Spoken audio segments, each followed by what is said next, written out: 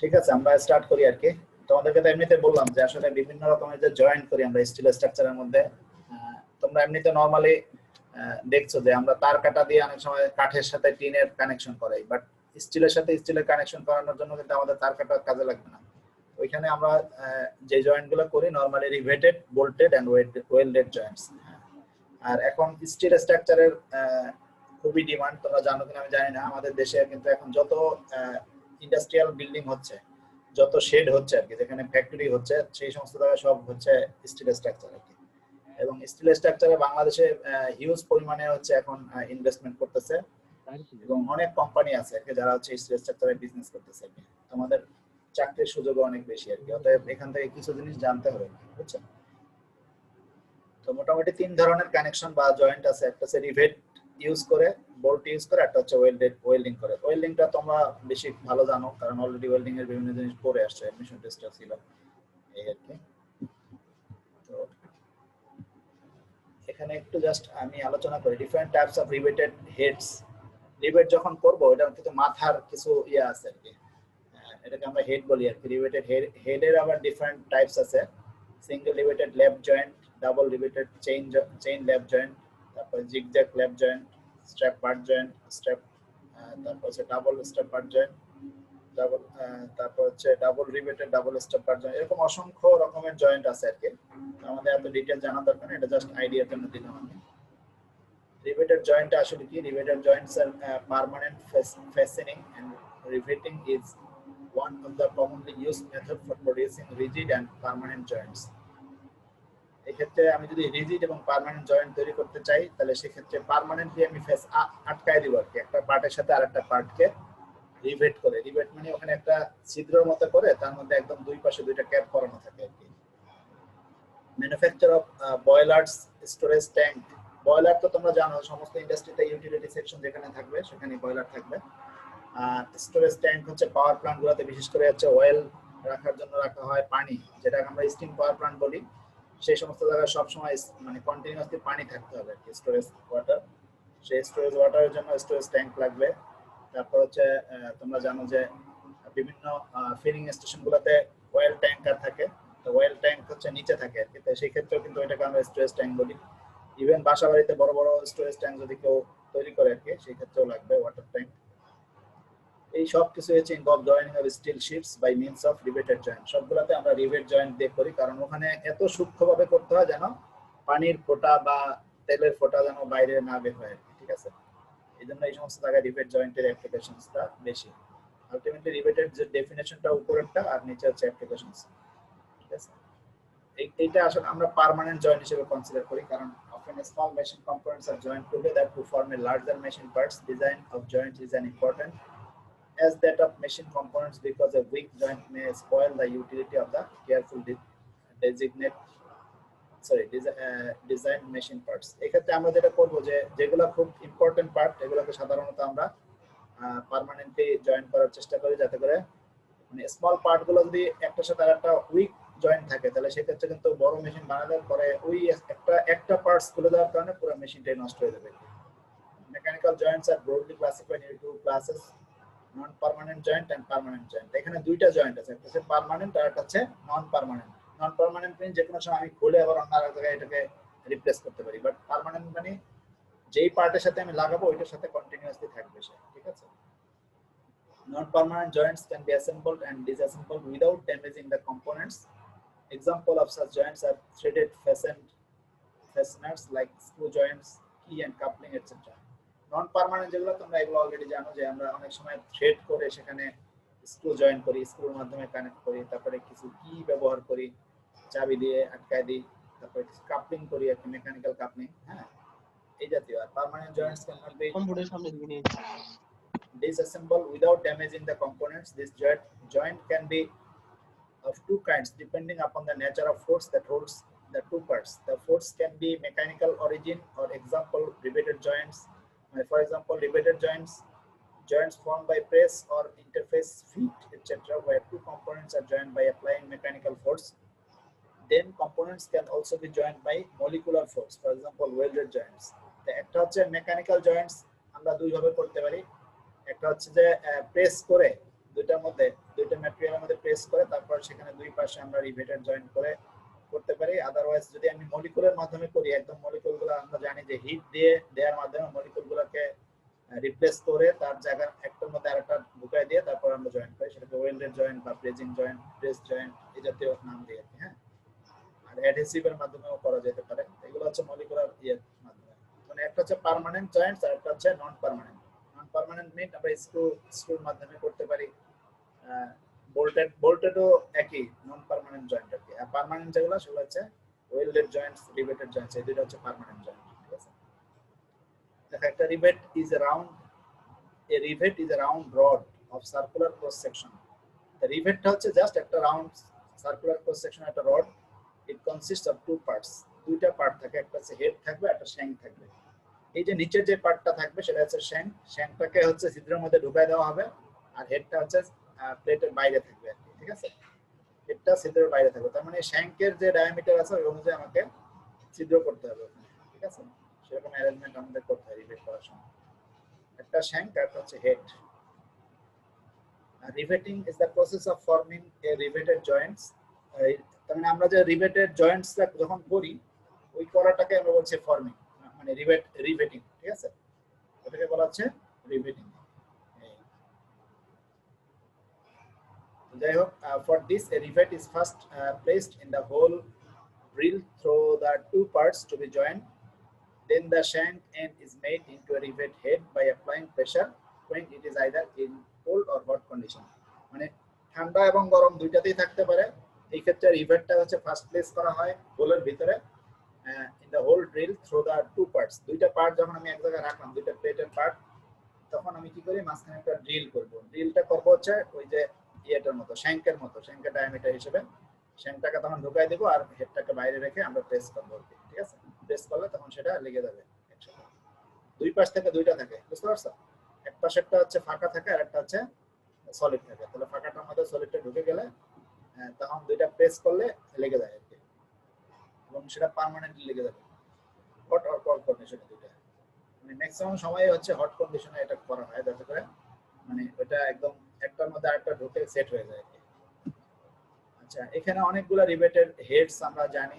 হেডগুলো দেখতে দেখো একটু ব্যাঙের ছাতার মতো আর কি, আমরা যেটাকে বলি হচ্ছে কি বলে মাশরুমের মতো দেখা যাচ্ছে। বাট এইটাও আবার কিন্তু ডিফারেন্ট সাইজের হইতে পারে, মানে শেপের হইতে পারে, একটা সার্কুলার হইতে পারে, আদার্স বিভিন্ন শেপের হইতে পারে। এটা এখানে আর pan head, cone head, round head বিভিন্ন রকমের আছে। তো এইটা এখানে একটু ফিগারে দেখি আমরা। এটা হচ্ছে স্প্যান হাই বাটন হেড, তারপর হচ্ছে pan head, cone head, round top, তারপর হচ্ছে flush counter, flat head, truss head, এই জাতীয় অসংখ্য হেড আছে। দেখো হেডগুলো কিন্তু অলওয়েজ বাইরের দিকে থাকবে আর কি। ঠিক আছে, তো এটা মাথায় রেখে হচ্ছে আমরা কোন ধরনের হেড লাগালে আমাদের জন্য সুইটেবল হবে, স্ট্রাকচারটা দেখতে ভালো লাগবে, সেই অনুযায়ী আমরা হচ্ছে হেডটা তৈরি করব, মানে ইউজ করবো আর কি। নরমালি আমরা রাউন্ড হেডগুলো বেশিরভাগই ব্যবহার করা হয়, রাউন্ড টপ যেটা কাউন্টার শ্যাঙ্ক হেড বাম পাশে নিচে, আর ফ্ল্যাটও অনেক সময় থাকে আর কি। তো ম্যাক্সিমামে রাউন্ড ব্যবহার করা হয়। এখানে কিছু ইম্পর্টেন্ট টার্ম আছে আর কি যেগুলো আমরা শেখা দরকার। এটা হচ্ছে পিচ। পিচ নামে একটা term. It is the distance between the centre of adjacent rivets in the same row. It is denoted by P and usually taken as 3D, where D is the rivet diameter. যদি রিভেটের diameter D হয়, এই যে দেখো নিচের যে শ্যাঙ্কের যে diameter যদি D হয়, তাহলে এখানে বলছে যে পিচটা হচ্ছে একটা ডিসটেন্স। এখানে নাই বোধহয় P, এটা আরেকটা ফিগারে থাকার কথা আর কি। যাই হোক, পিচটা হচ্ছে যে সেন্টার অফ দ্য অ্যাডজাসেন্ট রিভেটস। দুইটা রিভেটের মাঝখানে যে সেম রো আছে, তাহলে সেম রো এর মধ্যে মানে আমরা যদি রিভেট কোথায় কোথায় করব, দুইটা প্লেটের মাঝখানে একটার পর একটা দিতে থাকবো কন্টিনিউয়াসলি। ঠিক আছে, ওই রিভেট যদি করতে থাকে একটা ছিদ্র যখন করলাম, তারপর আবার আরেকটা যখন ছিদ্র করব, তো ওই প্রথম ছিদ্রের যে সেন্টার সেখান থেকে দ্বিতীয় ছিদ্রের সেন্টার পর্যন্ত যে ডিসটেন্স সেটাকে আমরা বলছি পিচ। আচ্ছা, row pitch, it is the distance between two adjacent rows of rivets. It is denoted by PR and is given by PR equal to 0.8 p. আচ্ছা, এখানে চেইন রিভেটিং এর ক্ষেত্রে আমরা মেইনলি ব্যবহার করি নরমালি, আর জিগজ্যাগ রিভেটিং এর ক্ষেত্রে ব্যবহার করি রো পিচ। তারপর ডায়াগোনাল পিচ, কোনাকুনি আর কি, যে কোনাকুনি যে ছিদ্রগুলো থাকবে সেটা মাঝখানে যে ডিসটেন্স সেটাকে আমরা diagonal pitch. marginal pitch, it is the distance from the edge of the plate to the center of the nearest rivet. আচ্ছা, একদম প্লেটের যে আউটার সাইড যে পাশ পাশ থেকে শুরু করে সবচেয়ে কাছের যে ছিদ্রটা আছে এই ছিদ্রের সেন্টার পর্যন্ত যে ডিসটেন্স সেটাকে বলা হয় মার্জিনাল ফেস। কারণ ওইটা আবার খুব বেশি একদম এজের কাছাকাছি পড়লে সেক্ষেত্রে ওই ওই ছিদ্রের সাথে আবার এজের সাথে মিলে যেতে পারে, তাহলে সেক্ষেত্রে কিন্তু ওখানে রিবেট টিকবে না। এজন্য একটা সার্টেন ডিসটেন্স মেইনটেইন করতে হবে, তার মান হচ্ছে 1.5 ডি পর্যন্ত করতে হবে। তো ডায়ামিটার যা হবে তার 1.5 গুণ। এরপর back pitch is the shortest distance between two successive rows in a multiple riveted joint. যদি একাধিক রিবেটেড জয়েন্ট আমরা করি, মাল্টিপল মিন্স দুইটা তিনটা চারটা রো যদি আমি করি একই সাথে, একটা একই একই ডিসটেন্সে আমরা একটা ছিদ্র করে গেলাম, আর একটা ছিদ্র আবার জাস্ট ওই বরাবর না করে একটু মাঝখানে দুইটার মাঝখান বরাবর করলাম পরেরটা, এরকম যদি হয় তাহলে কোনা করে যাচ্ছে আর কি। সেই ক্ষেত্রে যে শর্টেস্ট ডিসটেন্স কতটুকু আছে সেটাকে আমরা বলছি ব্যাক পিচ। আর জয়েন্টের ব্যাপারে যে জয়েন্ট গুলো হয় সেটা হচ্ছে লেফট জয়েন্ট আর বাট জয়েন্ট। সাধারণত দুইটা জয়েন্ট থাকে, লেফট এবং বাট। লেফট জয়েন্ট তো তোমরা জানোই, the plates that are to be joined are brought face to face such that an overlap exists. এই ক্ষেত্রে হচ্ছে প্লেট গুলোকে ফেস টু ফেস রাখা হয়, একটা পাশে আর একটা ফেসে আর একটা থাকে। আচ্ছা, rebates are insert on the overlapping portion. এখানে যেখানে ওভারল্যাপ করে সেই জায়গায় এটা, এই যে এখানে একটা ফিগার দেখানো আছে, এটা সবচেয়ে ভালো বুঝবা। মানে এখানে হচ্ছে একটা জয়েন্ট দেখানো আছে, দেখো এটা হচ্ছে আমাদের লেফট জয়েন্ট। লেফট মানে একটা ফেসের উপর একটা ফেস রাখলাম, তারপরে মাঝখানে হচ্ছে রিবেটিং করলাম, ঠিক আছে। এবং রিবেটের হেডটা দেখা যাচ্ছে আর নিচের দুই পাশে দুইটা প্লেট দেখা যাচ্ছে, প্লেট 1 আর প্লেট 2। এইভাবে প্রথমে ছিদ্র করা হয়, ড্রিল করা হয়, তারপরে ওই যে রিবেট গুলোকে আস্তে করে ঢুকাই দেওয়া হয়, ঠিক আছে। আর এটা হচ্ছে আমাদের লেফট জয়েন্ট, ঠিক আছে। আর এটা হচ্ছে ডাবল লেয়ার, দেখো double রিবেটেড।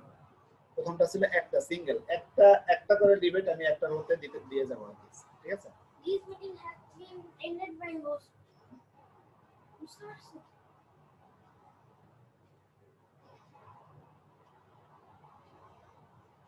Hello, my host.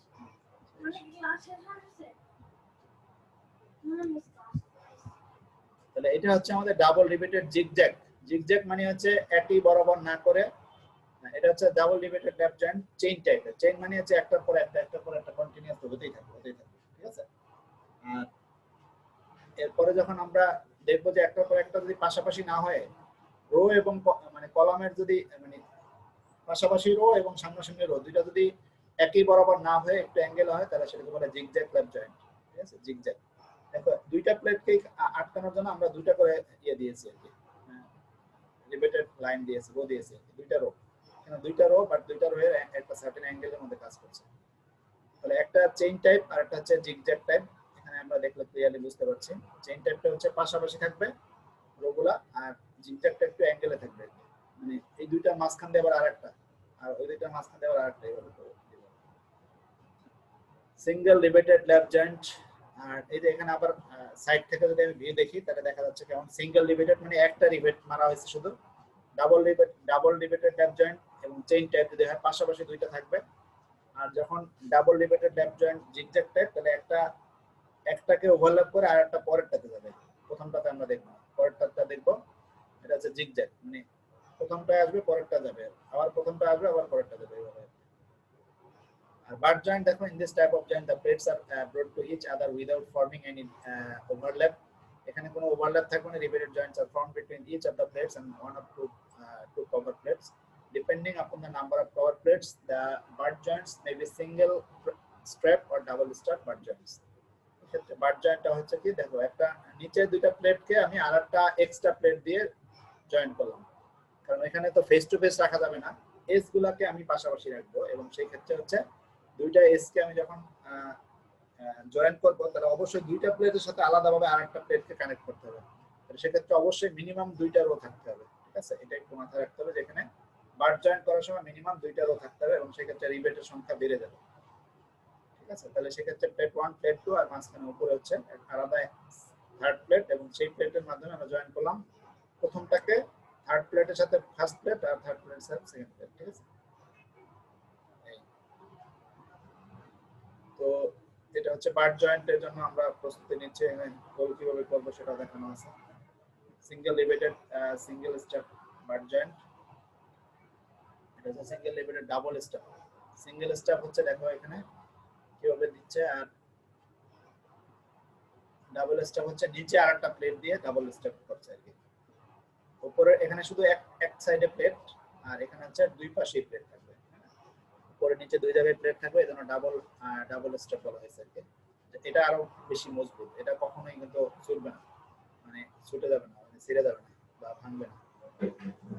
Double rebated double step butt joint, এটা হচ্ছে এইখানে আবার মানে ডাবল প্লেট এবং ডাবল ডাবল করে দেওয়া আছে দুইটাতে, মানে প্রতি পাশে হচ্ছে একটা করে রিবেট না দিয়ে রিবেটের রো থাকবে ডাবল করে আর কি। ঠিক আছে, এটা আবার ফিগার কিরকম হয় তোমরা যখন ড্রয়িং দেখবা আর কি, কোনো রিবেটেড জয়েন্টস মানে কোনো একজন ডিজাইনার তোমাদেরকে ড্রয়িং দিল, তুমি স্ট্রাকচারটা করতেছো আর কি, তাই সেই ক্ষেত্রে এরকম করে ক্রস সেকশন দিবে তোমাকে। ক্রস সেকশনটা দেখলে তোমার বুঝতে হবে যে এটা হচ্ছে সিঙ্গেল স্টেপ নাকি ডাবল স্টেপ। ঠিক আছে, বুঝতে পেরেছো? এই আর কি। তো সেই ক্ষেত্রে হচ্ছে সিঙ্গেল স্টেপ এবং double rebated double step zigzag butt joint যখন হবে, জিগজ্যাগ যখন হবে তখন কিন্তু একটু একটা সামনেরটা ক্রস সেকশনে থাকবে আর একটা সেকেন্ডটাতে ক্রস সেকশন থাকবে। ঠিক আছে, এইজন্য একটা হোয়াইট আছে, একটা হচ্ছে ক্রস সেকশন দেখানো আছে। আচ্ছা, এরপরে আমরা আসি হচ্ছে ওয়েল্ডেড জয়েন্টস। তোমাদের কি আইডিয়া হয়েছে একটু মোটামুটি রিবেট সম্বন্ধে? জি স্যার। আমরা আসলে এত কিছু শিখি নাই সত্যি কথা, রিবেট দিয়ে জাস্ট মানে আমরা জাস্ট জানতাম রিবেট কি জিনিস, এখানে একটু চেষ্টা করতেছি আর কি তোমাদেরকে দেখানোর জন্য। চিত্র কি দরকার আছে নাকি স্যার? হ্যাঁ, চিত্র কি দরকার আছে? চিত্রগুলো চিত্রগুলো তোমাদের বোঝার জন্য, এগুলা মুখস্থ করার দরকার নেই কিছু, এগুলা জাস্ট ভবিষ্যতে যখন করবা প্র্যাকটিক্যাল ফিল্ডে তখন তোমাদের কাজে লাগবে, এই জন্য আমি জাস্ট দিয়ে রাখছি আর কি। হ্যাঁ, ঠিক আছে, এগুলো জাস্ট তোমরা এমনি বুঝছো না, সবগুলো ডাবল কিভাবে এখন ইজিলি বোঝা যায় এখান থেকে। ডাবল দুইটা প্লেট থাকবে দুই সাইডে আর দুইটা করে রো থাকবে। একটা হচ্ছে ডাবল স্টেপ আর ডাবল রিবেট। রিবেট দুইটা হলে ডাবল রিবেট, আর যখন দুইটা প্লেট থাকবে তখন ডাবল স্টেপ। ঠিক আছে, এটা হচ্ছে এরকম ফিগার দিয়ে তোমাদেরকে ড্রয়িং করে দেওয়া হবে স্টিল স্ট্রাকচারের জন্য, তখন তোমরা এইভাবে রিবেট যারা কাজ করবে তাদেরকে ইনস্ট্রাকশন দেবে যে এইভাবে করবে। তুমি যখন নিজে ডিজাইন করবে তখন ডিজাইনটাকে এইভাবে করতে হবে। এই এরপর আসি হচ্ছে ওয়েল্ডেড জয়েন্ট, এটা সম্বন্ধে তোমরা অলরেডি অবগত আছো, আমার মনে হয় না এত বেশি পড়াবো। তারপর হচ্ছে ওয়েল্ডিং কি জিনিস। আসলে weld joints is created by process of welding. What is welding? A welding is process of joining two metallic parts together by heating with the use of application of pressure and fusion. এখানে দুইটা জিনিস লাগবে, একটা হচ্ছে fusion লাগবে, fusion মানে কি, মানে গলানো লাগবে, আর একটা হচ্ছে প্রেসার ক্রিয়েট করতে হবে। দুই ধরনের অ্যাক্টিভিটি আছে আর কি। আর welded joints can be used as an alternative to rebated joints. যেহেতু পার্মানেন্ট জয়েন্ট হিসেবে আমরা দুইটাকে আইডেন্টিফাই করছি, একটা হচ্ছে ওয়েল্ডেড জয়েন্ট আর একটা হচ্ছে রিবেটেড জয়েন্ট। রিবেটের বিপরীত হিসেবে আমরা অনেক সময় অল্টারনেটিভ হিসেবে আমরা সবসময় হচ্ছে ওয়েল্ডেড জয়েন্টটাকে ব্যবহার করি। while welded structures can be used as an alternative to casting or forging. এক্ষেত্রে হচ্ছে ওয়েল্ডেড স্ট্রাকচারটা যদি আমি কাস্টিং বা ফরজিং এর জন্য ব্যবহার করি, সেই সমস্ত ক্ষেত্রে আমরা ওয়েল্ডেড জয়েন্টটাকে পছন্দ করব। কিছু সুবিধা আছে, যেমন compared to other types of joints the welded joints has higher efficiency. এক্ষেত্রে 95% এর চেয়ে বেশি এফিসিয়েন্সি থাকে, তার মানে যে জয়েন্টটা যেই উদ্দেশ্যে করছে সেরকম স্ট্রেংথ অনেক হাই থাকে। হ্যাঁ, এটা 95% এর চেয়ে হায়ার এফিসিয়েন্সি ইজিলি পসিবল যদি ভালো করে ওয়েল্ডিং করা হয় আর কি। আর যদি ওয়েল্ডিং খারাপ করে সেক্ষেত্রে তো তোমার এফিসিয়েন্সি অনেক কমে যাবে, সেটা আলাদা। Since the added material is minimum, the joint has a lighter weight. এই ক্ষেত্রে যেহেতু ওয়েল্ডিং এর ক্ষেত্রে আমরা জাস্ট একটা ইলেকট্রোড বা এই জাতীয় কিছু ব্যবহার করি, মানে খুব অল্প পরিমাণ ম্যাটেরিয়ালই ব্যবহার করা হয়, সেক্ষেত্রে ওয়েটটা লাইটার ওয়েট থাকে। আর আমরা যখন রিবেট ব্যবহার করি তাহলে এখানে দেখো অনেকগুলো রিবেট, কিন্তু রিবেটের প্রতিটার একটা ওজন আছে আর কি। হ্যাঁ, এবং সেক্ষেত্রে কিন্তু আমাকে ওই ম্যাটেরিয়ালটা টোটাল বেজ ম্যাটেরিয়ালে যদি ওজন হয় 80 কেজি 100 কেজি, ওটা হয়তো 120 কেজি হয়ে যাচ্ছে, আর ওয়েল্ডিং করার কারণে এটা হয়তো 105 কেজি হতে হবে, আর বেশি হবে। ঠিক আছে, তো ওয়েল্ডেড জয়েন্টস আর স্মুথ অ্যাপিয়ারেন্স, এবং এই ক্ষেত্রে চেহারাটা সুন্দর থাকে, দেখতেও সুন্দর লাগে যদি ভালো করে আমরা ওয়েল্ডেড করতে পারি। Due to flexibility in the welding procedure, alternation and addition are possible. এই ক্ষেত্রে মানে ইচ্ছা করলে আমরা ফ্লেক্সিবিলিটির কারণে মানে কিছু অ্যাডও করতে পারবো আর কি। সেক্ষেত্রে লেস এক্সপেন্সিভ, সস্তায়ও করা যায়। Forming a joint in difficult locations is possible through welding. কিছু কিছু কঠিন জায়গা আছে যেখানে আসলে একদম মনে করো দুইটা এজ বা কর্নার যেখানে আছে, সেখানে আমি কি করব, কিভাবে জয়েন করব, সেক্ষেত্রে রিবেট করার চেয়ে দেখা যাচ্ছে যে ওয়েল্ডিং করলে খুব সহজেই আমরা করতে পারবো। এই হচ্ছে মোটামুটি সুবিধা। ওয়েল্ডেড জয়েন্টকে আমরা ক্লাসিফাই করার জন্য কয়েকটা স্টেপ দিই, যেমন বাট ওয়েল্ড, তারপর হচ্ছে ফিলেট ও ল্যাপ ওয়েল্ডেড, আর আদার টাইপস যেগুলো আছে সেগুলো। বাট যেগুলা বাট আর ল্যাব তো তোমরা ইতিমধ্যে ক্লিয়ার হয়ে গেছে না? এখান থেকে বাট আর এটা হচ্ছে এটাও তো বাট। বাট হচ্ছে কি দুইটার ইয়া থাকবে এজ টু এজ, আর ল্যাব হচ্ছে একটার উপর আরেকটা ল্যাপিং হবে আর কি, এটা মাথায় রাখবে তাহলে, ঠিক আছে? এইখানে square butt, single V butt, single U butt, তারপর হচ্ছে double V butt, double U butt. Similarly ল্যাপের ক্ষেত্রে আছে প্যারালাল ফিলেট, তারপর হচ্ছে single transverse fillet, double transverse fillet. আর আদার যেগুলো আছে কর্নার টাইপের এজ বা টি টাইপের, এগুলো আর কি ফিগার দেখি তাহলে আর ক্লিয়ার হবো। ফিলেট আর ল্যাপ ওয়েল যেটা বলি আমরা, দেখো এই যে ল্যাপ ওয়েল মানে হচ্ছে একটার উপরে আরেকটা, সেক্ষেত্রে ওটার আবার কর্নারটাকে যদি আমি এমন ভাবে করে দেই যেন এস না বোঝা যায় আর কি, কারণ সেটাকে আমরা বলছি ফিলেট, ফিল করে দেওয়া আর কি, ঠিক আছে? এর মধ্যে প্যারালাল ফিলেট রেট আর ট্রান্সভার্স ফিলেট রেট, ঠিক আছে? তো সেক্ষেত্রে এগুলো জাস্ট এক্সাম্পল হিসেবে দেখানো আছে। আর প্যারালালটা যেটা একটার সাথে আরেকটা প্যারালালি করা হবে, ফিলেট ফিলেট করা হবে বাট প্যারালালি, এটা হচ্ছে এজ, ঠিক আছে? এই যে দেখো এটা হচ্ছে ফিলেট, ব্ল্যাক যে অংশটা আছে সেটা হচ্ছে ফিলেট করা আছে। ফিলেটটা হচ্ছে একটার উপর আরেকটা যখন রাখবো তাহলে ওইটার এজ যেন না বোঝা যায়, তার জন্য ওখানে ওয়েল্ডিং করে এমন ভাবে মিলাই দেবো যাতে করে বোঝা যাবে না যে ওখানে এজ আছে, প্রান্ত আছে। এইখান থেকে আরো ক্লিয়ারলি আমরা বুঝতে পারবো। যেমন বিভিন্ন ধরনের ওয়েল্ডিং জয়েন্ট আছে, যেমন আমরা জানি যে কর্নার জয়েন্ট, এই যে পাশাপাশি দুইটাকে রেখে এই কর্নারটাকে আমি ফিল করে দিব, এটাকে বলে কর্নার জয়েন্ট। আর একটার উপর আরেকটা যখন লাগতেছে তখন সেটাকে বলে ল্যাপ জয়েন্ট। ল্যাপ জয়েন্টের জন্য এখানে এই পাশে একটা দিতে হবে, এই পাশে একটা দিতে হবে, এটাও ফিলেট করে দিব আর কি। আর আরেকটা হচ্ছে টি জয়েন্ট। টি জয়েন্ট হচ্ছে যে যদি এক প্রান্তে একটা বার থাকে আর এক প্রান্তে যদি আমি লম্বা টি আকৃতির আরেকটা বারকে জয়েন করতে চাই, তাহলে তার জন্য দুই কর্নার দেখো টি এর যে এই দুই পাশটা, দুইটা এজ কে আমাকে ফিল করে দিতে হবে, এটা বলে টি জয়েন্ট, ঠিক আছে? আর এর উপর পাশ যেটা আছে সেটাকে আমরা এজ জয়েন্ট হিসেবে, যে পাশাপাশি দুইটা আছে সেটাকে আমি যদি ইয়ে করে দিই, পাশাপাশি দুইটা প্লেটকে সাইডে যদি আমি আটকায় দিই তাহলে বলা হয় যে এজ জয়েন্ট। যখন কোনো স্ট্রাকচার শুরু করে তাই স্টার্টিং এ এজ জয়েন্টটা করে নেয় যাতে করে কোনো মুভমেন্ট না হয় আর কি স্ট্রাকচারে, সেই জন্য এজ জয়েন্টটা করে নিয়ে তারপরে বাকি জয়েন্টগুলো আস্তে আস্তে করতে হয়। ইচ্ছা করলে অনেক সময় এজ জয়েন্টটাকে পরে মানে খুলে ফেলা যায় আর কি, মানে এটাকে রিড দিয়ে আবার রিপ্লেস করা হয়। আর বাট জয়েন্টটা হচ্ছে এখানে দেখে যে দুইটা পাশাপাশি যদি হয়, এজ গুলো যদি পাশাপাশি থাকে তাহলে মাঝখানে যে ওয়েল্ডেড করা হয় সেটা হচ্ছে বাট জয়েন্ট। তাহলে এখানে জয়েন্টগুলো আমরা ক্লিয়ার। একটা হচ্ছে কর্নার জয়েন্ট, ল্যাপ জয়েন্ট হচ্ছে একটার উপর আরেকটা যখন থাকবে, আর বাট একটার পাশে আরেকটা যখন থাকবে বাট, আর একটা থেকে আরেকটা টি আকৃতি যদি কোনো ইয়ে হয় সেই ক্ষেত্রে হচ্ছে টি জয়েন্ট। টি এর আবার দুই পাশে কিন্তু ওয়েল্ডেড করতে হবে, আর এক সাইডে হচ্ছে এজ জয়েন্ট, ঠিক আছে? এই জয়েন্টটা ক্লিয়ার থাকলে তোমরা আশা করি যে কোনো ওয়েল্ডেড জয়েন্ট বুঝতে পারবে। আচ্ছা, এইগুলো হচ্ছে প্র্যাকটিক্যাল এক্সাম্পল, আসলে কোথায় কোথায় ব্যবহার করা হয়, real life use of welding, ঠিক আছে?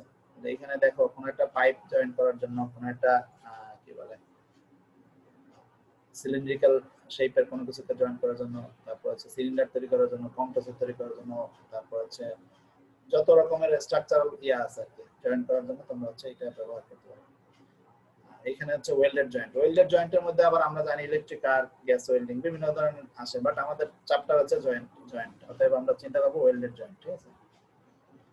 আরেকটা আছে bolted connection. A bolt is a metal pin with a head formed at one end and shank threaded at the other in order to receive a nut. আমরা একটু আগে দেখছিলাম একটা head থাকবে আর একটা শ্যাঙ্ক থাকবে, এটাকে আমরা বলছি রিভেট। আর হেড এবং শ্যাঙ্ক যেটা থাকবে, ওই শ্যাঙ্কটা যদি সলিড থাকে এবং সলিডের যদি ওখানে থ্রেডেড করা থাকে, যে থ্রেডটাকে আমরা ওই হোলের মধ্যে ঢুকাই দিব এবং পরবর্তীতে আর একটা জিনিস আটকায় রাখবো আর কি ওই থ্রেডের মধ্যে, সেটাকে আমরা বলছি নাট। সে একটা নাটকে রিসিভ করবে, নাট তার মধ্যে ঢুকায় দেওয়া হবে আর কি। তাই এইটাকে আমরা বলছি বোল্টেড কানেকশন, ঠিক আছে? এই ধরনের কানেকশনটা হচ্ছে বোল্টেড কানেকশন। এই ক্ষেত্রে হচ্ছে কি অনেক বড় প্লেটকে যদি আমি আটকাইতে চাই তাহলে আমার আসলে এটা রিবেট দিয়ে হবে না। সেই ক্ষেত্রে যদি ওই প্লেটের থিকনেস যদি অনেক বেশি বেড়ে যায়, এটা একটা স্ট্যান্ডার্ড থিকনেসও হয়তো আছে, এসটিএম স্ট্যান্ডার্ড, ওটা আমার এখন জানা নাই, তোমরা জেনে নিতে পারবো। বাট যদি থিকনেস বেশি হয় প্লেটের, তখন কিন্তু আমরা আর ওই রিভেটেড জয়েন্ট দিয়ে আটকে রাখতে পারবো না, তখন আমরা কি করব, নাট বোল্ট ইউজ করে আমরা করব, সেটাকে আমরা বলছি bolted connection. On the basis of load transfer, in the connection bolts are classified as bearing type or friction grip type. Load bearing capacity অনুযায়ী আমরা দুই ধরনের করতে পারি, একটা হচ্ছে bearing type আর একটা হচ্ছে friction grip type। দেখো এটা হচ্ছে আমাদের বোল্টেড কানেকশন বা বোল্টেড জয়েন্ট। এই যে মাঝখানে যে অংশটা, এটা হচ্ছে নাট।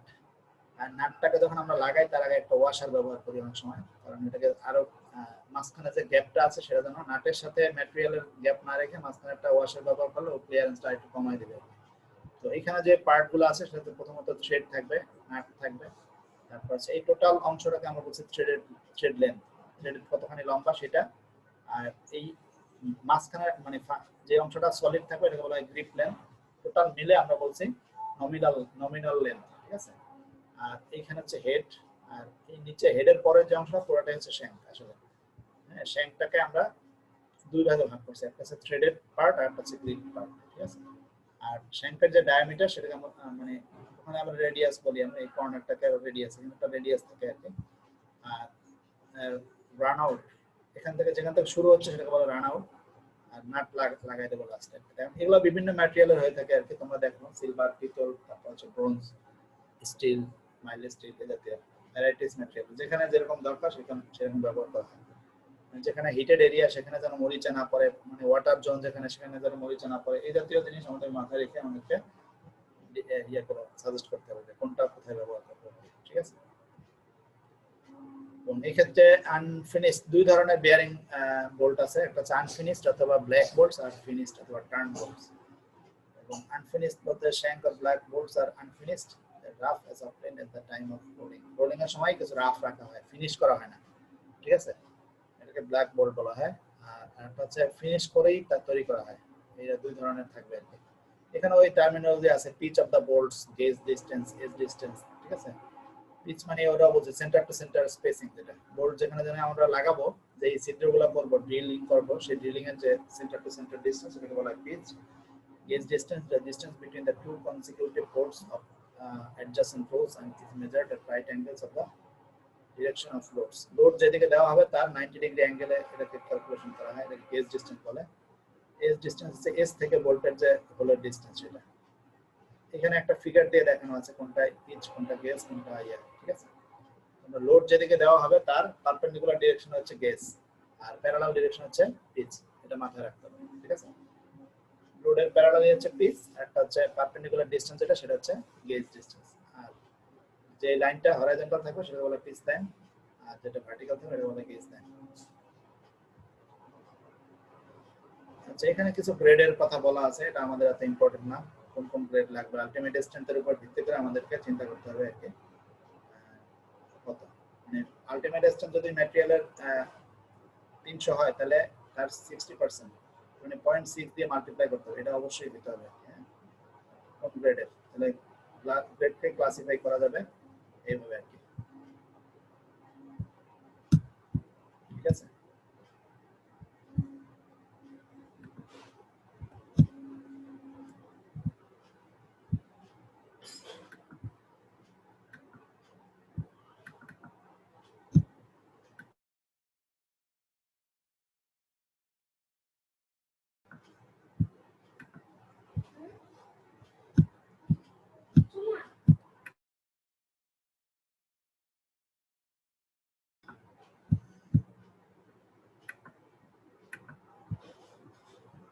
তো এখানে কিছু ইল্ড স্ট্রেংথ দেওয়া আছে আর কি, আলটিমেট স্ট্রেংথ, ইল্ড স্ট্রেংথ কিভাবে নিব আমরা সেটা সিলেক্ট করার জন্য।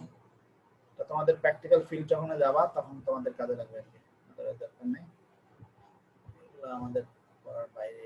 আর সিমিলারলি আমরা যে ওখানে দেখলাম এখানেও কিছু ল্যাব জয়েন্ট, বাট জয়েন্ট আছে, এটা তোমরা অলরেডি বুঝে ফেলছো কি ল্যাব জয়েন্ট। ল্যাব জয়েন্ট গুলো দেখানো আছে যে একটার সাথে আরেকটা ল্যাপিং করা আছে, হ্যাঁ। প্রথম প্লেটের সাথে আরেকটা উপর প্লেট ল্যাপিং থাকবে, মাঝখানে থাকবে আমাদের বোল্ট, ঠিক আছে, ঠিক আছে। আর এখানে নাট লাগানো থাকবে, নাটের সাথে ওয়াশার থাকবে, উপরে হেড থাকবে, শ্যাঙ্কটা পুরোটাই ঢুকে যাবে, ঠিক আছে। Single lapping bolting. আর এখানে যদি ডাবল করতে হয় তাহলে সেক্ষেত্রে দুই পাশে আমাদের দুইটা বোল্ট লাগাই দিতে হবে। এটা হচ্ছে বাট জয়েন্টের ক্ষেত্রে। রিভেট বোর্ডস এবং মোল্ডস, আচ্ছা দুই তিনটা কানেকশনের মধ্যে তোমাদেরকে কিছু রিলেশন তৈরি করতে হবে বা পার্থক্য উল্লেখ করতে হবে এই জাতীয়, যেমন থ্রেডেড জয়েন্ট বা বোল্ট জয়েন্ট, বা আর একটা হচ্ছে ওয়েল জয়েন্ট, দুইটার মধ্যে পার্থক্য কি বা differences between thread joint and weld joint. দেখো, thread joint is one temporary joint so that threaded assemblies can be dismantled easily without breaking the structures. A weld joint is one permanent joint, thus weld assemblies cannot be dismantled without rupturing the structures। এই ক্ষেত্রে হচ্ছে স্ট্রাকচারের কোনো রাপচারিং হবে না, It requires pre-drilled holes on the parent components for the passage of bolt or screw. এখানে অবশ্যই পূর্বেই তোমাকে ড্রিল করে নিতে হবে থ্রেড জয়েন্ট যদি করতে চাও, বাট ওয়েল জয়েন্ট করার সাথে কোনো ছিদ্র টিদ্র করার দরকার নেই। তোমরা বুঝতেছি holes reduce cross sectional area. এখন দেখো একটা প্লেটের মধ্যে যখন আমরা ছিদ্র করলাম তার মানে কি তার মধ্যে ওই প্লেটের যে সলিড অংশ সেটা কমে গেল না, সেক্ষেত্রে ক্রস সেকশনাল এরিয়া কমে গেছে। তাহলে কি হবে? Thus load carrying capacity of threaded assemblies reduced. এই ক্ষেত্রে ওই প্লেট কিন্তু এখন লোড বেয়ারিং ক্যাপাসিটি কমে যাচ্ছে। কারণ কি আমরা জানি যে স্ট্রেস সমান কি ফোর্স ডিভাইড বাই এরিয়া, তাই না? এরিয়া যদি কমে যায় তাহলে আমাদের কি স্ট্রেসের পরিমাণ অনেক বেশি বেড়ে যাবে। তাহলে ওই পরিমাণ যদি স্ট্রেস বেড়ে যায় তখন কিন্তু ওই স্ট্রেসটা ওই প্লেটটা আর ক্যারি করতে পারবে না। এজন্য যত বেশি হোল করবা তত লোড বেয়ারিং ক্যাপাসিটি কমে যাবে। এজন্য হোল যত কম করবা তত আমাদের জন্য বেটার। এটা মাথায় রেখে আমাদেরকে জয়েন্টগুলো করতে হবে। যদি কোনো জায়গায় আমাদের স্ট্রেংথটা মেইন হয় যে হ্যাঁ আমাকে এই পরিমাণ লোড বেয়ারিং ক্যাপাসিটি দিতে হবে এই প্লেটের মধ্যে, তাহলে সেক্ষেত্রে অবশ্যই আমাকে চিন্তা করতে হবে যে আসলে আমি হোল করব না করব না, নাকি ইয়ে করবো ওয়েল্ডেড জয়েন্ট করবো। আচ্ছা, bolt or screw head remains protruded on the surface with hampers appearance and also restrict sliding motion on the surface. আর এই ক্ষেত্রে কোনো অ্যাপিয়ারেন্স চেঞ্জ হবে না, এটা ইজিলি আমরা রিমুভ করতে পারি ওয়েল্ডিং দিয়ে, ঠিক আছে, রিইনফোর্সমেন্ট। তাহলে এখানে তোমরা কি বুঝতে পারতেছো যে ওয়েল্ডেড এবং থ্রেডেড জয়েন্টের মধ্যে পার্থক্য কি? মেইনলি হচ্ছে তার একটা হচ্ছে টেম্পোরারি, একটা হচ্ছে পার্মানেন্ট, একটা আমাদের ড্রিল করা লাগবে, একটা আমাদের লাগবে না, ঠিক আছে, আর একটা আমাদের হোল করতে হবে, যার কারণে ক্রস সেকশন এরিয়া রিডিউস হয়ে যাবে। সেক্ষেত্রে আমরা লোড বিয়ারিং ক্যাপাসিটি বাড়াইতে পারবো না, আরো কমাই দিতে হবে। আর একটা আমাদের কোনো হোল করার প্রয়োজন হবে না, যার কারণে আমরা লোড বিয়ারিং ক্যাপাসিটি বাড়াইতে পারবো ইচ্ছা করলে। আর একটা আমাদের বোল্ট বা স্ক্রু থ্রেডের হচ্ছে সারফেসের অ্যাপিয়ারেন্সটা আসলে ভালো লাগে না আসলে, যদিও ওরা অনেক সুন্দর করে করে তাহলে ভালো লাগে, বাট এটা দেখতে নরমালি সারফেস ফিনিশটা যেটা থাকা উচিত সেরকম আর থাকে না, ঠিক আছে। এই জিনিসগুলো মাথায় রেখে তোমরা হচ্ছে করবা পার্থক্যগুলো। এটা আবার অন্যভাবে আসতে পারে তোমাদের, যেমন ওয়েল্ডেড জয়েন্ট, বোল্টেড জয়েন্ট এবং হচ্ছে কি বলে রিভেটেড জয়েন্টের মধ্যে পার্থক্য কি, বা তুলনামূলক একটা দেখো পার্থক্য দেখো, ঠিক আছে। এগুলা তোমরা অলরেডি দেখছো যে মানে কোন কোন ম্যাটেরিয়ালের ক্ষেত্রে আমরা কোনটা কালেক্ট করব। দেখো যে ওয়েল্ডেড এর ক্ষেত্রে আমরা ফিলেট বাট দুইটাই করি, বোল্টেড কানেকশনের ক্ষেত্রে বিয়ারিং টাইপ, ফ্রিকশন টাইপ। বিয়ারিংটা সাধারণত আমরা কার্বন স্টিল বা হাই স্ট্রেংথ স্টিলের ক্ষেত্রে ব্যবহার করি, HSFG। এই ক্ষেত্রে হচ্ছে ফ্রিকশনাল টাইপেরটাও ব্যবহার করি অনেক সময়। ফ্রিকশন যেটা আমরা বলছিলাম যে দুইটা আমরা ব্যবহার করি, একটা হচ্ছে ব্ল্যাক টাইপ আর একটা হচ্ছে স্মুথ টাইপ। রিভেটের ক্ষেত্রে মাইল্ড স্টিল আর হাই স্ট্রেংথ স্টিল যেগুলো, ওই সমস্ত ক্ষেত্রে সাধারণত রিভেট ব্যবহার করা হয়। যদি মাইল্ড স্টিল বা হাই স্ট্রেংথ স্টিল না হয়, স্টেনলেস স্টিল হয়, সাধারণত ওই ক্ষেত্রে আমরা কম ব্যবহার করি। এটা ডিপেন্ড করবে হচ্ছে কোন ধরনের, যেমন এই ক্ষেত্রে অবশ্যই শীটের থিকনেস কম হইতে হবে, বেশি হয়ে গেলে তখন সেটা আমরা বোল্টেডের ক্ষেত্রে চলে যাবে। আচ্ছা, এখানে কিছু এক্সাম্পল দেওয়া আছে স্টিল স্ট্রাকচারে। দেখো এই জাতীয়, যেমন একটা কলাম থাকবে, তার সাথে যদি চারটা থাকে, বিম থাকে, বিমের স্ট্রাকচার সেট করা হয়, তাহলে সেই ক্ষেত্রে কিভাবে করা হয়। মানে বোল্টও আছে, ওয়েল্ডেড আছে, কানেক্টিং পেয়ারস গুলো যদি আমি দেখাই, যে দেখো এগুলো হচ্ছে বোল্টেড জয়েন্ট, ঠিক আছে, বোল্ট সেট করা আছে, নাট বোল্ট অ্যাঙ্গেল যেগুলো আছে সেগুলো নাট বোল্ট। হেভি যেহেতু আছে এখানে অনেক বেশি থিকনেস থাকে আর কি, যেগুলো খুব পাতলা সেগুলো হচ্ছে আমরা নরমালি হচ্ছে রিভেট ব্যবহার করি। এই যে দেখো তোমরা তো স্টিল স্ট্রাকচারে ব্রিজ দেখছো, তাই না, ফুট ওভার ব্রিজ। জি স্যার দেখছি। ফুট ওভার ব্রিজের নিচে গিয়ে তাকালে দেখতে পাবো যে কিরকম কানেকশন থাকে আর কি, ঠিক আছে। এখানে সাধারণত আমরা মানে কিছু কিছু জায়গা যেমন রিভেটেড, এটা হচ্ছে উপরে কোনো মানে এমন ভাবে থাকবে, এখানে হচ্ছে রিভেট করা যেতে পারে। আবার কিছু কিছু জায়গায় আমাকে বোল্টেড কানেকশন করতে হবে, কারণ এটা হচ্ছে যে কোনো সময় ছুটে মানে চেঞ্জ করা লাগতে পারে আমাদের কানেকশন করা, ঠিক আছে। যেখানে একদম পার্মানেন্টলি আমি ফিক্স করে দেবো তখন আমরা হচ্ছে রিভেটেড জন্য স্টিল স্ট্রাকচারের যে কোনো বিল্ডিং এর কাছে গেলেই তোমরা এরকম দেখতে পাবে। আর ওয়েল্ডেড হবে কখন, যখন একদম পার্মানেন্টলি ফিক্সড, ওটা আর কোনোদিন মুভমেন্ট হবে না। তাহলে একটা বিল্ডিং বানাবে একদম নিচে হচ্ছে অনেক সময় করা হয়, পাইলিং করার পরেও অনেক সময় হচ্ছে ম্যাট টাইপের করতে হয় আর কি, ফাউন্ডেশন করতে হয়। তখন সেই ক্ষেত্রে হচ্ছে আমাদেরকে রেল নিয়ে তার সাথে কানেক্ট করে ওখানে ওয়েল্ডেড কানেকশন দিয়ে তারপর করতে হবে। এই কিছু এক্সাম্পল এখানে আসার কারণে তোমাদের স্লাইডগুলো একটু বড় হয়ে গেছে। যাই হোক, তোমরা একটু দেখো যে রিভেটেড কানেকশনের ক্ষেত্রে আমরা জাস্ট শ্যাঙ্ক এবং হেড থাকবে, এই অনুযায়ী আমরা রিভেট কিন্তু ছোট বড় করা যায়, বাট বেশি বড় করলে সেক্ষেত্রে রিভেটের স্ট্রেংথ থাকে না তো ভালো। সে কারণে আমরা রিভেট নরমালি লোয়ার থিকনেসের ক্ষেত্রে আমরা ব্যবহার করি, আর হায়ার থিকনেস হলে আমরা বোল্ট ব্যবহার করি। তবে মেইন কথা হচ্ছে যখনই ছিদ্র করবা তখন এই প্লেটের স্ট্রেংথ কিন্তু কমে যাবে, এটা মাথায় রাখবা। কারণ এরিয়া যেহেতু কমে যাচ্ছে, সলিড অংশের এরিয়া, কারণ নরমালি তার মধ্যে যত অল্প লোড দিলেও কিন্তু স্ট্রেংথ বেড়ে যাবে। আলটিমেটলি তোমাকে লোড বিয়ারিং ক্যাপাসিটি তখন কমে যাবে। লোড বিয়ারিং ক্যাপাসিটি যদি বেশি রাখতে চাই তাহলে আমাকে এই মানে বোল্টেড বা রিভেটেড জয়েন্ট করা যাবে না, ঠিক আছে? তখন আমাকে ওয়েল্ডেড জয়েন্টে চলে যেতে হবে। এন্ড ওয়েল্ডিং এর আবার আছে, যদি থিকনেসের পরিমাণ কম থাকে তখন আমরা গ্যাস ওয়েল্ডিং করি, আর যদি বেশি থাকে তখন সেক্ষেত্রে আমরা আর্ক ওয়েল্ডিং করতে পারি। এটাও ডিপেন্ড করবে ম্যাটেরিয়ালের উপর এবং ম্যাটেরিয়াল থিকনেসের উপর। তারপরে এই যে রিভেট যখন করা হয় তাহলে সেক্ষেত্রে কিভাবে হিটিং করা হয়, সেটাকে আবার কিভাবে লাগানো হয় আর কি, এটা একটা ফিগার দেখানো আছে। এই যে এক্সাম্পল হিসেবে আমরা কিছু রিভেটের ফিগার দেখাইছি। আচ্ছা, রিভেট আসলে riveting is no longer used, the introduction of high strength structural boards. আচ্ছা, এই ক্ষেত্রে আমরা নরমালি লম্বা সময়ের জন্য, আসলে অনেক দিন যদি হয় লেন্থি সময়ের জন্য নরমালি আমরা রিভেট ব্যবহার করি না আর কি, বোল্ট ব্যবহার করি সেই সমস্ত ক্ষেত্রে। এগুলো জাস্ট ফিগার, তো ইম্পর্টেন্ট কিছু না। ব্ল্যাক বোল্টগুলো সাধারণত আর কি নন স্মুথ হয় আর কি, টার্ন বোল্টগুলো স্মুথ হয়, ঠিক আছে? স্মুথ সারফেস এবং নন স্মুথ সারফেস। দেখো এটা দেখলে বোঝা যাচ্ছে যে ব্ল্যাক বোল্ট বা এটা হচ্ছে টার্ন বোল্ট। টার্ন মানে টার্নিং করে একদম ফুল স্মুথলি তৈরি করা হয় আর কি, টার্নিং এর মাধ্যমে, ঠিক আছে? ফিনিশ বোল্ট এটা শ্যাঙ্ক থাকে এক্সটার্নাল। তারপর হচ্ছে primarily light structure under static loads as a small truss purlins এই জাতীয় ক্ষেত্রে ব্যবহার করা হয়। আর এক্সপেন্সিভ বাট লিমিটেড ইউজ হয় structure with no slipping connection, slipless connection. যেখানে স্লিপ থাকবে সেই সমস্ত জায়গায়, যেখানে কোনো স্লিপ থাকবে না সেই সমস্ত জায়গায় এটা ব্যবহার করা হবে। আর যেখানে স্লিপ থাকবে, স্লিপ করার সম্ভাবনা থাকবে, তখন আমরা ব্ল্যাক বোল্ট ব্যবহার করবো, ঠিক আছে? আর একটা বোল্ট আছে, এটাকে বলা হয় রিপ বোল্টস। এটা হচ্ছে ওই যে উপরের যে শ্যাঙ্কের যে উপরের যে অংশটা থাকবে সেটাকে আমরা রিপড আকৃতির নেকিং করব। রিপ মানে একটা স্ট্রাকচারটা করা হয় জিগজ্যাগ টাইপের আর কি, একদম স্মুথ থাকে না, ঠিক আছে? HSFG high strength friction grip, এই জাতীয় ম্যাটেরিয়াল থাকে কিছু আর কি, স্ট্রেংথ অনেক বেশি বাট ফ্রিকশন গ্রিপিং করতে হবে। Used when bearing type bolts slips under shear, এক্ষেত্রে শেয়ারের সম্ভাবনা থাকবে, সেক্ষেত্রে আমরা হাই স্ট্রেংথ ফ্রিকশন গ্রিপের ক্ষেত্রে যে ব্ল্যাক বোল্টগুলো ব্যবহার করব। সেক্ষেত্রে কিছু সুবিধা আছে বোল্টিং এর। The bolting operation is very silent.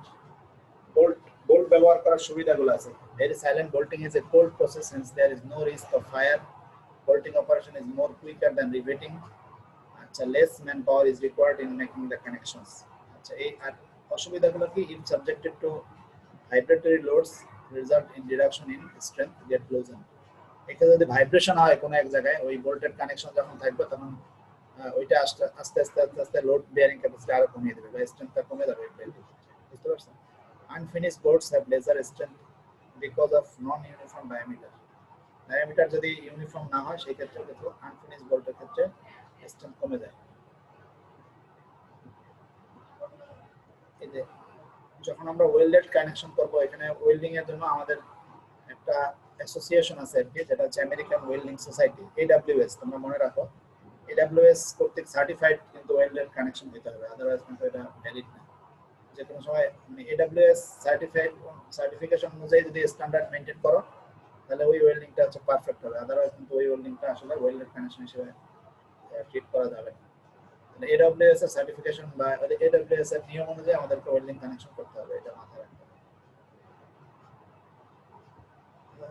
আর বিভিন্ন রকমের কানেকশন আছে, এটা তোমরা অলরেডি জানো, এগুলো আমাদের আসলে পড়ার বিষয় না। তারপর তোমাদের জাস্ট বোঝার জন্য আমি ফিগারগুলো নিয়ে আসছি আর কি। এখানে ফ্ল্যাট পজিশন যখন করে সেক্ষেত্রে এরকম হরাইজন্টাল করে কিভাবে, ভার্টিক্যাল পজিশন উপর থেকে নিচে, ওভারহেড হচ্ছে যে কোনো জায়গায় হতে পারে, ঠিক আছে?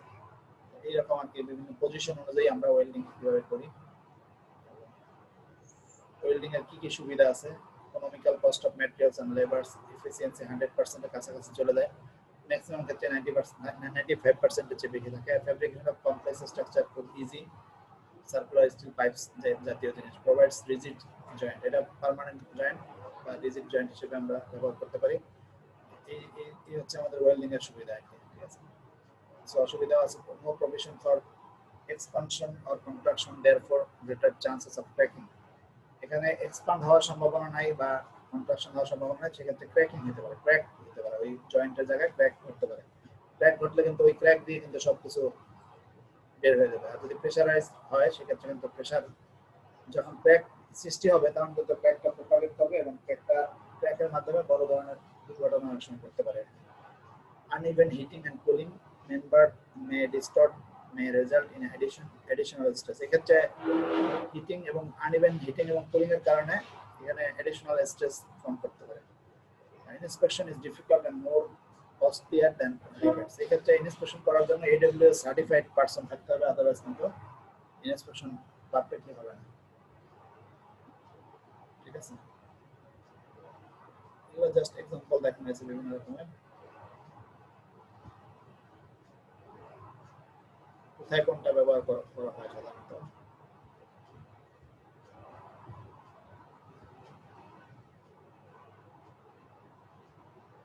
এটা তোমাদের পড়ার জন্য না, হ্যাঁ, মানে এই পর্যন্ত হচ্ছে একদম আর কি, তোমরা জাস্ট থিওরিটিক্যাল অ্যানালাইসিসের জন্য আর কি, হ্যাঁ, কিভাবে করা হয়। আচ্ছা, এরপরে আমরা কিছু প্রবলেম দেখবো আর কি। প্রবলেম দেখার আগে একটু স্ট্রেংথ অফ রিভেটেড জয়েন্ট। তোমাদের থিওরির মধ্যে কোনো কিছু কোশ্চেন আছে কারণ?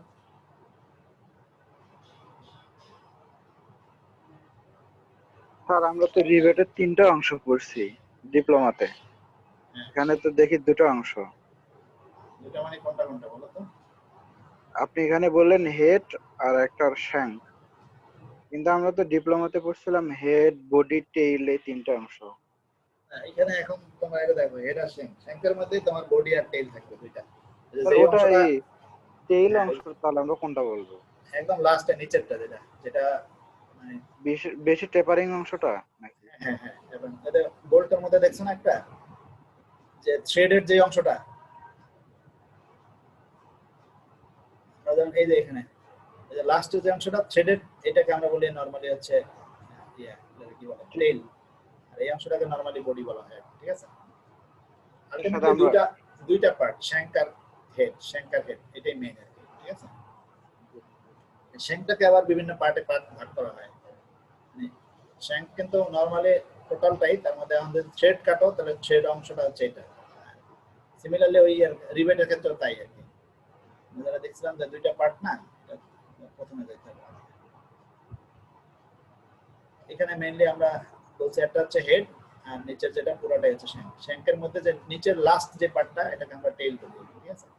ওখানে এসে যে এই যে উল্টা পাশ থেকে যেটা এসে লাগবে, যেটার মধ্যে ঢোকানো থাকবে, মানে ফাঁপা অংশটা যতটুকু অংশের মধ্যে ঢুকবে আর কি, ওই অংশটাকে আমরা বলি হচ্ছে টেইল, বুঝতে পারছো? ঠিক আছে। উল্টা পাশ থেকে, আর বাকি অংশটা হচ্ছে বডি।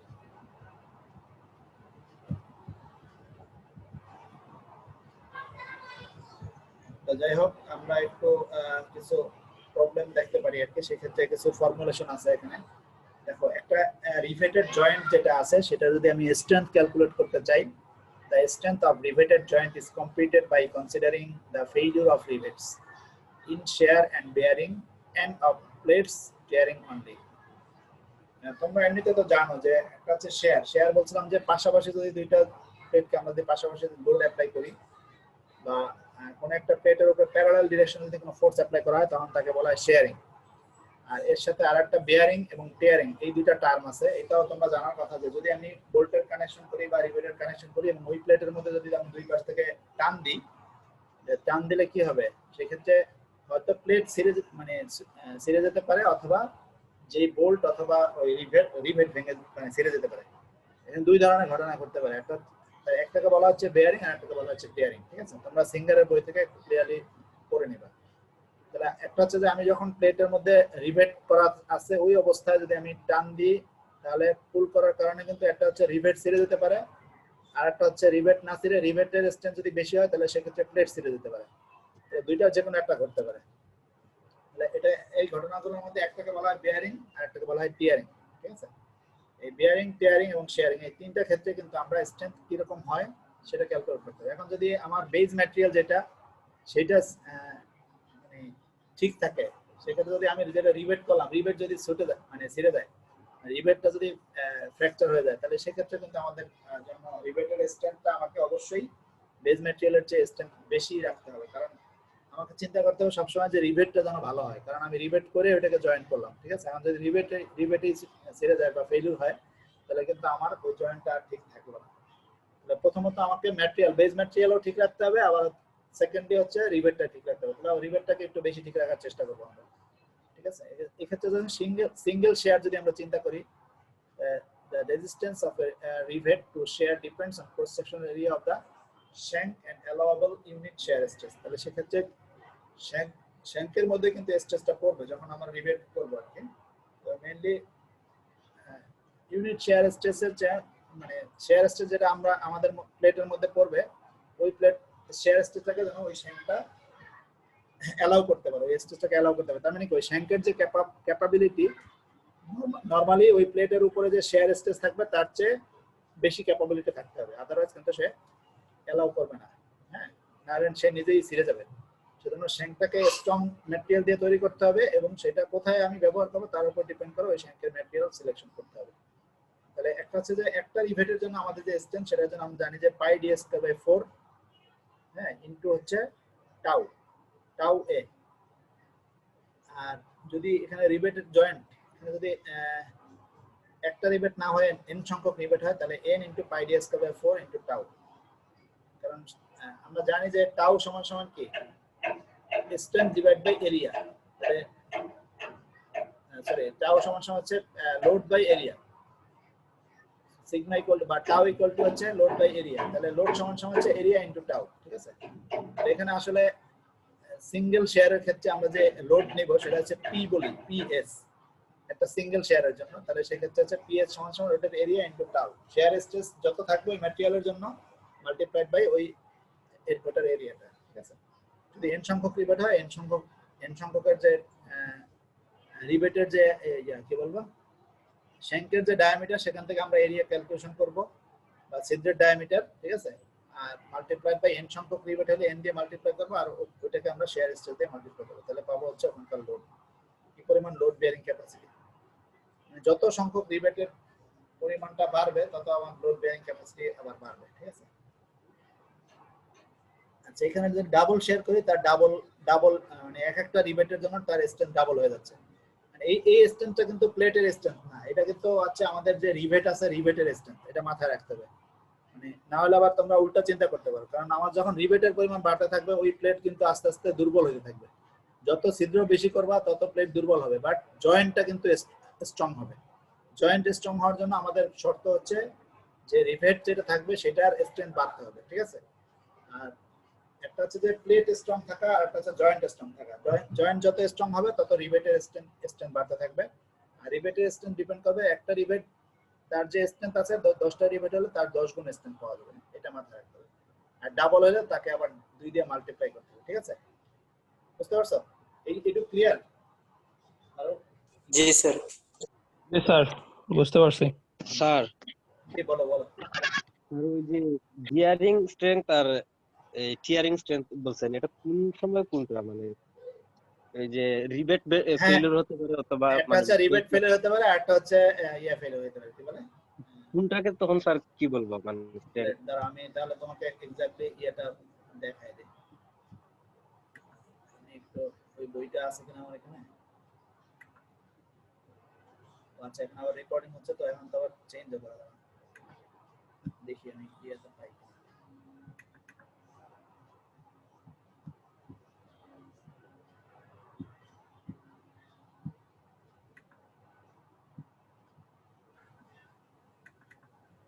স্যার সিঙ্গারে সার্চ দিয়ে দেখানো যায় না স্যার? সার্চ দিয়ে দরকার নেই, তো সিঙ্গারের বইয়ে একদম ক্লিয়ারলি লেখা আছে বেয়ারিং টিয়ারিং সবকিছু। তোমরা দেখছো না? সম্ভবত প্লেট যখন ছিঁড়ে যায় তখন সেটাকে বলে বিয়ারিং আর কি। হ্যাঁ, আর যখন রিবেট ছিঁড়ে যাবে তখন সেটাকে বলে টিয়ারিং।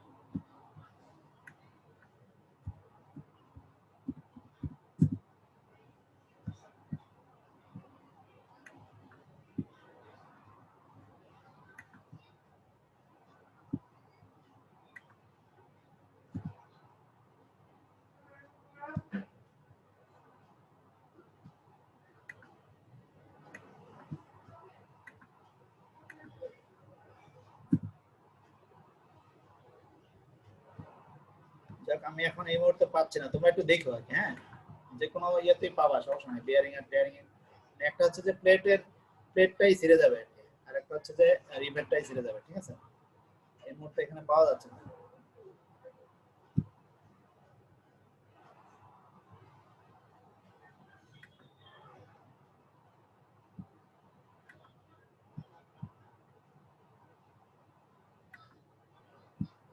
ঠিক আছে স্যার, এটা বইয়ে দেখে নিব। কে আসি না, শেয়ার স্ক্রিন শেয়ার অফ হয়ে গেছে নাকি? অফ স্যার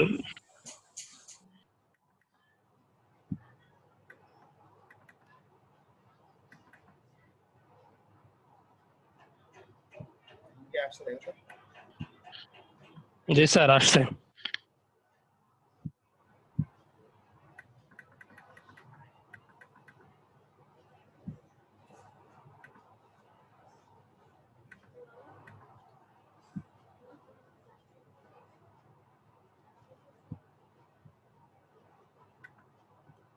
তো যাই হোক, আমাদের যেটা হচ্ছে যে রিভেট জয়েন্টের ক্ষেত্রে মানে প্রতিটা রিভেটের জন্য আলাদা আলাদা ভাবে স্ট্রেংথ আমি কিভাবে ক্যালকুলেশন করব সেটার ফর্মুলা জাস্ট এখানে। মানে রিভেট কি পরিমাণ লোড ক্যারি করতে পারবে, একটা রিভেট যেই পরিমাণ করতে পারবে, দুইটা রিভেট তার ডাবল করতে পারবে, এন সংখ্যক রিভেট তার এন টাইমস করতে পারবে। ঠিক আছে, এটা মাথায় রাখতে হবে। আর একটা হচ্ছে যে যদি ডাবল শেয়ার হয় তাহলে সেই ক্ষেত্রে আমরা জাস্ট ওইটাকে ডাবল করে দেব আর কি, দুই গুণ করে দেব, তাহলেই হবে। তো এখানে বলা আছে strength of riveted Joints in share, D হচ্ছে cross diameter of rivets are allowable shear stress in rivets, number of rivets in each side of joint. ঠিক আছে, and therefore riveted joints we see that in a steel structure such as plate,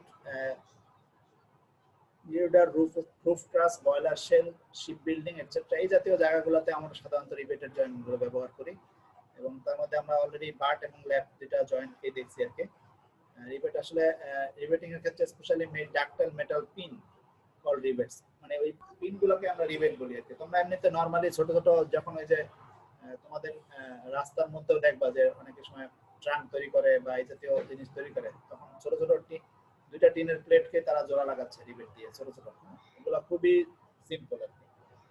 এগুলো দেখলে হয়তো তোমাদের আরো idea হবে আর কি, যে প্র্যাকটিক্যাল ফিল্ডে যে রিভেটটা আসলে কোথায় ব্যবহার। কিন্তু বড় বড় রিভেটের ক্ষেত্রে আমরা হচ্ছে স্ট্রাকচারের ক্ষেত্রে যেতে হবে, বড় বড় স্ট্রাকচার। এখানে একটা एग्जांपल প্রবলেম আছে আর কি, রিভেটের স্ট্রেংথ কিভাবে ক্যালকুলেশন করা যায়। তার মধ্যে দেখো শেয়ারিং ভ্যালু আর বিয়ারিং ভ্যালু দুইটাই লাগবে। The resistance offered by a rivet to be shared off is known as its sharing value. Mathematically, pull required to share off the rivet, rivet নিজেই কি পরিমাণ শেয়ারকে রেজিস্ট করে আর কি, সেটাকে বোঝাচ্ছে। সেটাকে আমরা বলছি যে পিএস হচ্ছে লোড, তার pi D square by 4 into tau, diameter of the rivet বা ওই যে শ্যাঙ্কের যে ডায়ামিটার। ঠিক আছে, আর টাউ হচ্ছে safe permissible shear stress for the rivet material. Rivet যেই ম্যাটেরিয়াল দিয়ে বানানো আছে সেটা যদি সিলভার দিয়ে বানানো হয় তাহলে একরকম, সেটা যদি স্টেনলেস স্টিল দিয়ে বানানো হয় তাহলে একরকম, সেটা যদি মাইল্ড স্টিল দিয়ে বানানো হয় তাহলে একরকম। ঠিক আছে, ব্রোঞ্জ দিয়ে বানানো হলে একরকম, ব্রাশ দিয়ে বানানো হলে একরকম। এটা ডিপেন্ড করবে হচ্ছে কোন ম্যাটেরিয়াল দিয়ে বানানো, তার একটা পারমিসিবল শেয়ার স্ট্রেস থাকবে সেটা। আর রিভেট যদি ডাবল শেয়ার হয় তাহলে তার ডাবল, যেটা আমরা ফর্মুলা দেখলাম একটু আগে আর কি। ঠিক আছে, আর বেয়ারিং যে ভ্যালুটা আছে, the resistance offered by rivet to be crushed is known as bearing value. আচ্ছা, এই ক্ষেত্রে বেয়ারিং তো পাওয়া গেছে, যদি রিভেটটা ক্রাশ হয় আর কি তাহলে সেই ক্ষেত্রে এটাকে বলা হয় বেয়ারিং ভ্যালু। হ্যাঁ, safe permissible bearing stress for the rivet material. Rivet একটা ম্যাটেরিয়াল, যে ম্যাটেরিয়াল দিয়ে তৈরি করা হবে ওইটার বেয়ারিং এর জন্য একটা পারমিসিবল স্ট্রেস থাকবে আর কি, যে বেয়ারিং মানে হচ্ছে রিভেটটাকেই ফেলিউর হওয়া। ঠিক আছে, এখান থেকে আমরা বুঝতে পারলাম যে বেয়ারিংটা হচ্ছে রিভেটটাই ফেলিউর হয়ে যাবে কোনো এক সময়। রিভেট যদি ফেলিউর হয় তাহলে আমরা বলছি বেয়ারিং স্ট্রেস। ঠিক আছে, আর যদি ওই প্লেটটা ছিঁড়ে যায় বা প্লেটটা ফেলিউর হয় তাহলে সেটাকে বলা হবে টিয়ারিং স্ট্রেস। তাহলে যার স্ট্রেংথ বেশি থাকবে সে কিন্তু টিকে যাবে, আর যার স্ট্রেংথ কম হবে সে কিন্তু ফেলিউর হবে আর কি। বুঝতে পারছো? আচ্ছা, the resistance offered by rivet to be crushed is known as bearing value. তার মানে বেয়ারিংটা হচ্ছে আমাদের রিভেটের জন্যই আসবে কিন্তু, এবং পিবি বেয়ারিং এর জন্য সিগমা বি ইনটু ওই টি ইনটু ডি। টি হচ্ছে thickness of the main plate and diameter of the rivet, এই দুইটা মিলে আর কি। যেই প্লেটটা আমি ইউজ করতেছি সেই প্লেটের থিকনেস এবং রিভেটের ডায়ামিটার মাল্টিপ্লাই করে আমরা যেটা পাবো সেটা হচ্ছে বেয়ারিং ভ্যালু, বেয়ারিং লোড কত। ঠিক আছে, bearing stress multiplied by plate thickness multiplied by হচ্ছে রিবেটেড ডায়ামিটার, এই তিনটা। আচ্ছা দেখো, একটা প্লেটের স্ট্রেংথ আমরা যদি ক্যালকুলেশন করতে চাই, আমাদেরকে অনেক সময় বলবে যে প্লেটের স্ট্রেংথ কত, সেটা ক্যালকুলেট করে দেখান। সেক্ষেত্রে প্লেটের স্ট্রেংথ যদি আমি ক্যালকুলেট করতে চাই, তাহলে আমাকে স্ট্রেংথ সমান সমান কি ফোর্স ডিভাইড বাই এরিয়া, তাই না? তাহলে এখানে যদি এরিয়া ক্যালকুলেশন করতে যাই, তাহলে কিন্তু আমাকে যে ছিদ্রগুলো আমি করলাম সেই অংশগুলোকে কিন্তু আমাকে বাদ দিয়ে দিতে হবে আর কি, ঠিক আছে? এখানে ফর্মুলাটা just PT, mathematically pull required to tear off the plate. এই যে টিয়ার অফ দ্য প্লেট, প্লেটটাই হবে টিয়ারিং স্ট্রেস, বুঝতে পারছো? এটা হচ্ছে টিয়ারিং আর রিবেট হচ্ছে বিয়ারিং, এটা একটু মাথায় রাখবা। টিয়ার অফ হওয়ার জন্য প্লেটের মধ্যে যে পুল অফের জন্য যে লোড লাগবে সেটা হচ্ছে পিটি, সেটা হচ্ছে sigma T multiplied by P minus D into T. এটা আরেকটা ফর্মুলা আর কি, যেখানে সিগমা টিটা হচ্ছে পারমিসিবল টেনসাইল স্ট্রেস, আর পি হচ্ছে পিচ, আর ডি হচ্ছে টি হচ্ছে থিকনেস অফ দা প্লেট, আর ডি হচ্ছে ডায়ামিটার অফ দা রিবেট। তাহলে এখানেও কিন্তু প্লেটের পিচ রিবেটের পিচ থাকবে এবং ডায়ামিটার থাকবে, আর সাথে সাথে হচ্ছে পুল কত লাগবে সেটা আমরা এখান থেকে ক্যালকুলেট করতে পারবো। তাহলে এই হচ্ছে আমাদের ফর্মুলা। আরেকটা আছে এফিসিয়েন্সি ক্যালকুলেশন করার জন্য ফর্মুলা, সেটা হচ্ছে efficiency equal to least of PS, PB and PT. তিনটা ফোর্স আছে, পিএস, পিবি এন্ড পিটি। পিটিটা হচ্ছে প্লেটের ক্ষেত্রে টিয়ার অফ ফোর্স, যেটা পিবি হচ্ছে বিয়ারিং এর ফোর্স, যেটা রিবেট থেকে আমরা যেটা পাবো। আর পিএসটা কোনটা সেটা একটু দেখি। পিএসটা হচ্ছে যে শেয়ারিং ভ্যালু, আমাদের যে টোটাল শেয়ার এক একটা রিবেট কি পরিমাণ শেয়ারিং ভ্যালু ক্রিয়েট করতেছে সেটা। এই তিনটার মধ্যে যেটা সবচেয়ে কম সেটাকে আমরা ব্যবহার করব উপরে, ঠিক আছে? তাহলে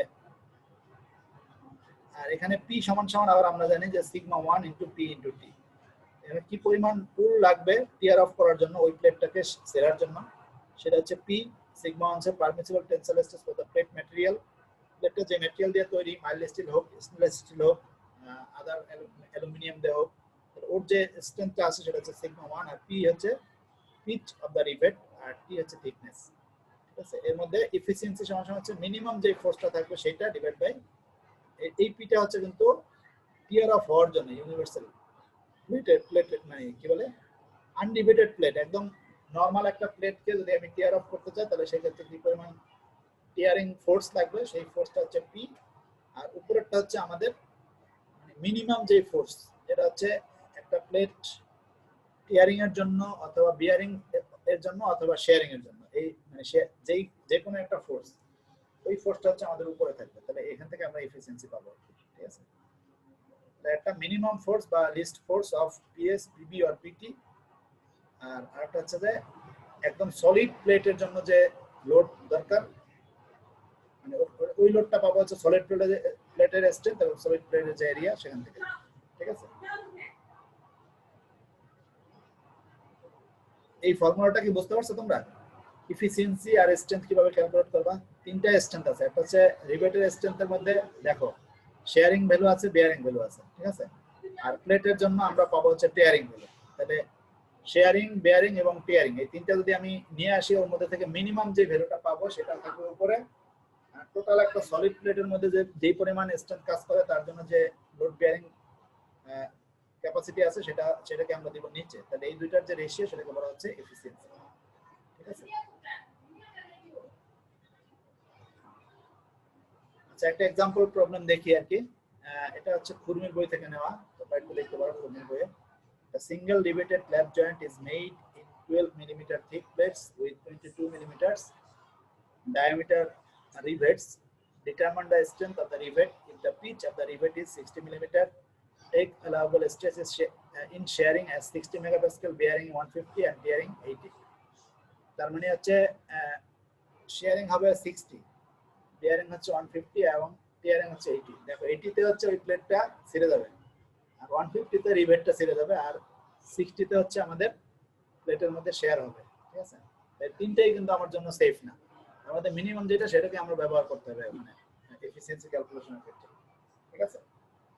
আমাদেরকে যেটা বলতে হবে determine the strength of the rivet, রিভেটের স্ট্রেংথ কত সেটা বের করতে বলছে। যদি পিচ বলা আছে 60 mm, ঠিক আছে? আচ্ছা, শেয়ারিং অফ রিবেটস এই ক্ষেত্রে যেটা হয় দেখো, we know that in a lap joint the rivets are in single shear, thus in a single riveted lap joint PS equal to হচ্ছে pi a square by 4 into tau. তাহলে আমরা already এর যে ডায়ামিটার সেটা দেখো, single rivet lap joint is made of 12 millimetre thick plates আর 22 millimetre diameter. তার মানে থিকনেস দেওয়া আছে 12, ডায়া দেওয়া আছে 22। তাহলে pi D square by 4 multiplied by shearing stress কত 60, এতে মাল্টিপ্লাই করলে 22.81 কিলোনিউটন। এটা আমাদের রিভেটের জন্য শেয়ারিং ফোর্স বের করব। এরপরে বেয়ারিং ফোর্স বের করব, সেটা হচ্ছে sigma B into T into D. এটা আমার ফর্মুলা। সিগমা বি হচ্ছে বেয়ারিং স্ট্রেস কত 150 রিভেটের জন্য, টি হচ্ছে 12 বেয়ারিং এর কি বলে রিভেটের যে থিকনেস সেটা হচ্ছে 12 আর ডি হচ্ছে ডায়ামিটার। তাহলে এটা দিয়ে পাবো 39.6 kilonewton.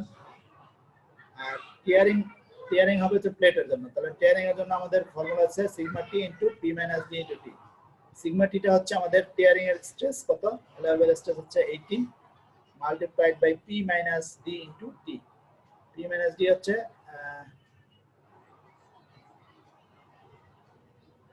P minus D into T. আচ্ছা দেখো এখানে পিটা হচ্ছে রিভেটের যে পিচ সেটা হচ্ছে 60 মাইনাস ডায়ামিটার কত আছে 22, pitch minus diameter into T. এটা আবার কারণ আছে, এখানে দেখো দুইটা যদি রিভেট পাশাপাশি হয় তাহলে মাঝখানে যে পিচটা হচ্ছে আমাদের টোটাল ডিসটেন্সটা, সেন্টার টু সেন্টার ডিসটেন্স। এখান থেকে আমার ডায়ামিটার বাদ দেবো কেন, সেন্টার টু সেন্টার যখনই আমি নিলাম দুইটা রিভেটের, ওইখানে কিন্তু একটা রিভেটের রেডিয়াস এক পাশে আবার আরেকটা রিভেটের রেডিয়াস এক পাশে, এই দুইটা জায়গা কিন্তু ছিদ্র করা আছে।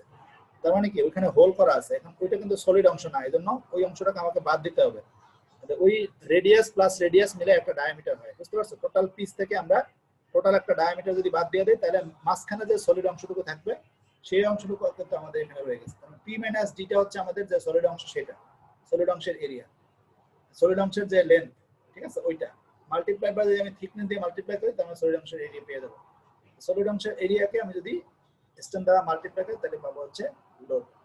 সেখানে পিটি যেটা টিয়ারিং এর জন্য যে লোড সেটা হচ্ছে আমাদের 36.48 kilonewton. Thus, strength of the rivet joint is the least of the above mentioned three value. মানে PS, PB এবং PT এই তিনটার মধ্যে আমাকে দেখতে হবে যে সর্বনিম্ন কোনটা। তার মানে লোড বেয়ারিং ক্যাপাসিটি দেখো তাহলে 22.81 নাকি 39.6 নাকি 36.48, এর মধ্যে মিনিমাম যেটা আছে 22.81, that will be the strength of the rivet joint। ঠিক আছে, এটাই আমরা বলবো strength of the rivet joint। মানে rivet joint এই পরিমাণ লোড ক্যারি করতে হবে, এর চেয়ে বেশি করা যাবে না। এই একটা প্রবলেম কি তোমরা বুঝতে পারছো? দেখো তো। জি স্যার।